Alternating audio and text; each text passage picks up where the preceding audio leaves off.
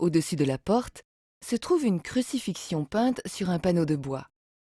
Rare panneau peint datant du XIVe siècle, cette œuvre se trouvait jusqu'au milieu du XIXe siècle dans l'église de Sauvagnat-Sainte-Marthe, près d'Issoire, en Auvergne. Une restauration en 2004 a rendu au tableau la vivacité et l'éclat des coloris.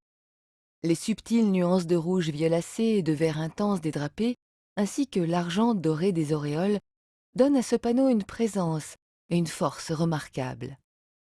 Seul le fond n'a pu être restitué dans sa couleur bleu azurite d'origine et reste encore très sombre.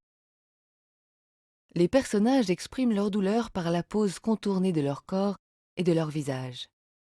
À gauche, l'attitude de la Vierge est particulièrement recherchée. Les drapés de ses vêtements sont traités avec une grande souplesse.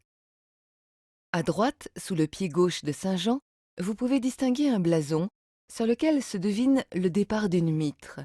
Cette coiffe, terminée en pointe, réservée aux évêques et aux abbés.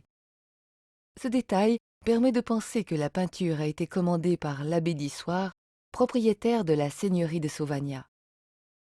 Ce panneau, réalisé vers 1330, est l'œuvre d'un artiste probablement parisien. En effet, la présence d'artistes de la capitale est attestée en Auvergne depuis le milieu du XIIIe siècle.